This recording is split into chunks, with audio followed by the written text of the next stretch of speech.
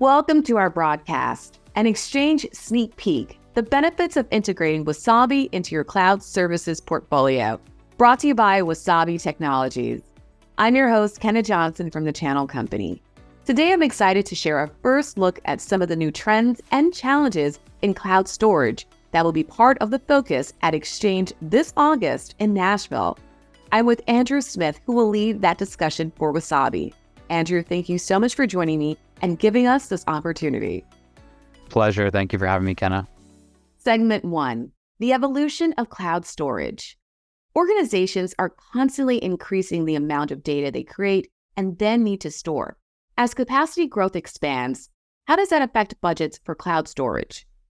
That's a great question and something that we, as Wasabi, as a cloud storage services provider, have been thinking about throughout this year.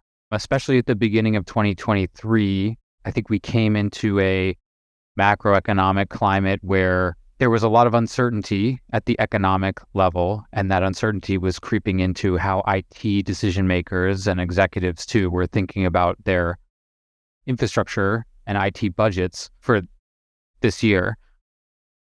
In many cases, that uncertainty was leading to kind of a environment where IT managers were tasked to do more with less, right? Budgets weren't necessarily growing at the high single to double digit growth rates we'd seen in the past. It was more of like, hey, you're going to have to keep your budget flat for this year and continue to do what you're doing because we're not sure kind of what the health of the business is, what the health of the economy is. We tried to get some tangible data points on this by running our own survey. So we asked over 1,000 IT decision makers towards the end of 2022 in December, got the data back in 2023, how they were thinking about their cloud storage budgets and their storage footprint growth throughout this year, because we wanted to kind of get a better handle on how the market was trending. So the results are part of Wasabi's 2023 Cloud Storage Index. And we heard that both in terms of capacity stored in the public cloud and budgets or spending on public cloud storage services were increasing in both cases. So over 80% of respondents said that the capacity they're putting in the public cloud, they expect that to increase, and their budgets that they spend on those solutions also expected to increase. So it gave us a pretty positive picture of our market for this year, certainly. We understood that not only were enterprises going to continue that migration project or that, continue to fund the growth of existing projects in the cloud that were generating volumes of data, they were also budgeting for increased spending to capture those larger volumes of data. So I think for us, came out to be kind of a best of both worlds scenario and a little bit of more statistical proof of the health of the cloud storage market throughout this year. How does investing in cloud storage help you do more with less? Doing more with less is a great way to kind of summarize the challenge that a lot of IT managers face, especially when it comes to infrastructure and storage. Data in general has become very strategic to businesses, right? So that has an effect on storage. A lot of times enterprises are tasked to store more data and for longer periods of time, just because there's this idea that all business data has kind of untapped value, or it has value immediately and it might have untapped value in the future. So we need to store as much as possible, analyze that data, feed it into as many business initiatives as possible, digitize those workflows, et cetera.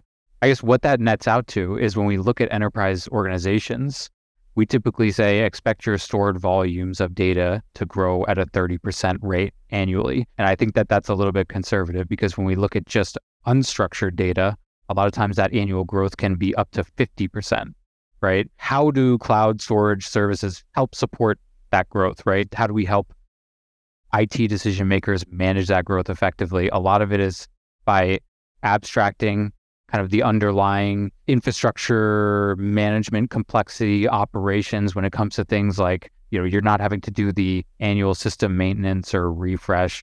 You're not having to manage all of the little knobs and dials that come along with the performance and efficiency you need. You're not having to look at managing specific policies around encryption, security, compliance, right?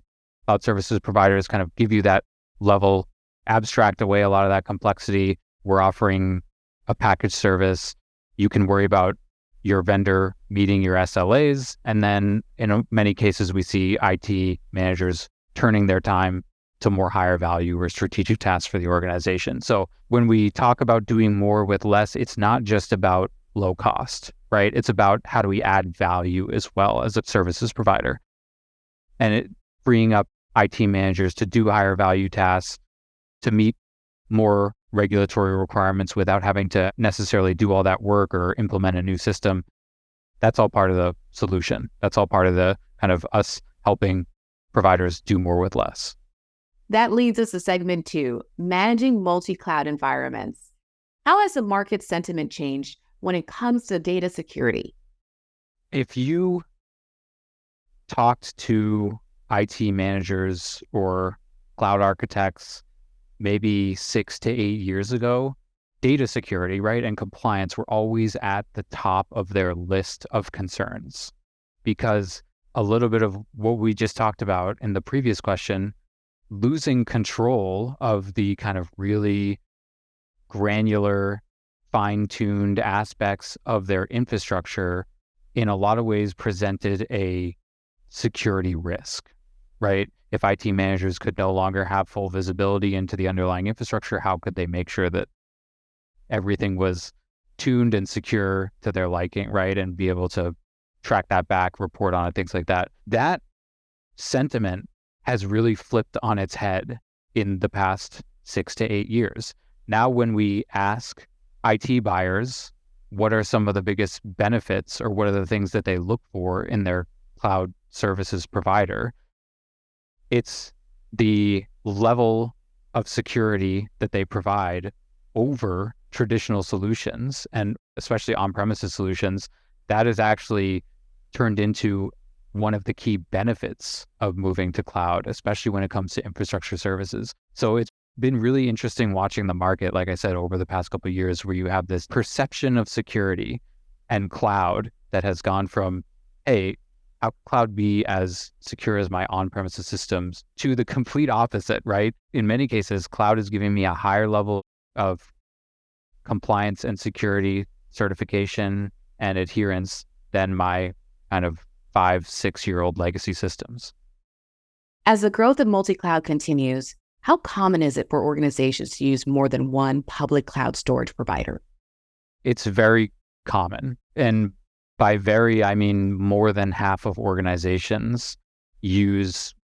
have adopted multiple cloud storage providers. So again, I'll go back to Wasabi's Cloud Storage Index. We asked this exact question, and 57% of organizations said that they use more than one public cloud storage provider. And that's just for storage. So you factor in higher level SaaS applications and platform as a service, and I would assume, I don't have data on it, but I would assume that proportion becomes even higher of people who are using multi-cloud across their entire ecosystem.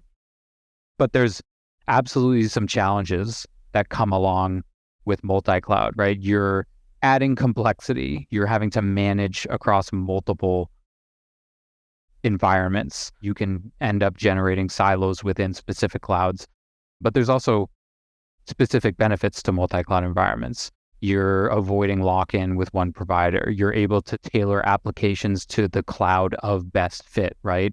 There might be performance requirements that one provider meets, another provider can't. Same with cost. There might be cost-related reasons to choose one cloud provider over another. These are some of the reasons why you've seen this proliferation of multi-cloud within enterprises. I feel like you touched on this already, but what are some of the main challenges organizations face managing multi-cloud storage environments? I think it's just consistency, especially on the storage side, even down to like having the same storage operations available across, I should say, multiple cloud storage providers, right? It's part of the reason why Wasabi is committed to S3 API compatibility, because it's kind of like the de facto standard within our industry, within cloud storage environments. But not every provider uses S3, right? So sometimes you have management complexity down to the API level. And also just things like transferring data among clouds, right? A lot of that adds to especially from a business perspective, adds to the complexity. And then going back to things like APIs, a lot of that adds complexity on like the education side, we hear from enterprises that a lot of times they'll choose a cloud due to their familiarity with it, right? There's kind of a people part of this equation that adds complexity. Do my managers have the right education, training, certification across multiple cloud platforms to be able to do that integration? Segment 3, Wasabi Account Control Manager. How does Wasabi Account Control Manager, also known as Wacom, help address some of those problems? Especially within Wasabi environments, Wacom is designed to abstract a lot of the management and control of users and accounts within your cloud storage ecosystem to like a higher management control level. This becomes super relevant to MSPs, right? Because they might be offering service 1, 2, and 3, and they all use Wasabi, and they're connected to a bunch of different sub-accounts within the Wasabi ecosystem. So the MSP can go in, have a control account that's accessible through an interface, and be able to see which sub-account is using the most data, how they can invoice different sub-accounts for that usage. They can provision users, set policy on specific users, right? So all of this kind of fine-grained detail that you want to have as a service provider can be done within the Wacom console. I tend to single out service providers when we talk about Wacom, but the same goes for a large enterprise who might be using Wasabi and have to deliver a service or a suite of services to multiple business units, right? They want to have control, see which business units are using what amount of data, set up users for new business units. So it has relevance in any kind of complex distributed account environment for cloud storage. What are some of the key benefits of utilizing Wacom for Wasabi customers? I'll try to summarize the benefits in 3 quick bullets.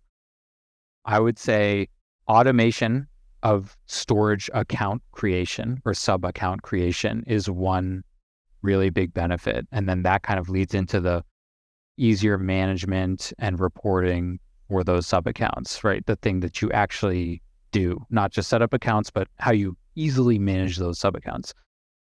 And then just accelerating service delivery, especially for those MSP users, right? They have a control account, they can start provisioning sub-accounts, they're up and running. You know, they don't need to keep coming back to Wasabi to asking for more capacity, asking for more accounts, right? They're totally in control of all that. A higher level of monitoring and reporting, right? You know what your sub-accounts are doing. You know, you have visibility into the data that's within those buckets that are tied to specific sub-accounts. That granular management down to the individual account level is great for all sorts of use cases, not just MSPs, but also for enterprises who need to kind of do invoicing and chargeback for within their own organization. Those are, I think, the 3, I'll call them categories, right? The 3 kind of high-level benefit categories that come out of Wacom. Andrew, finally, where can we learn more information? The easiest way is just to go to wasabi.com/Wacom, WACM, and that'll bring you to the main page where you can get more information about Wacom, how to start using it, and we'll put that URL up on the screen so it's even easier to follow, but that's the best way. It's the beauty of a lot of Wasabi's portfolio is that it all starts with cloud storage. Everything built on top of that is simple to use, easy to turn on, and at the end of the day, you're still getting the core service you want, which is cloud storage, right? And Wacom helps you just kind of manage that cloud storage in a much more elegant and granular way to be able to deliver a portfolio of services or manage a set of sub-users within your organization. Andrew, thank you so much for your time today. If you'd like to learn more information, Andrew will be presenting at XChange this August in Nashville. For the Channel Company, I'm Kenna Johnson.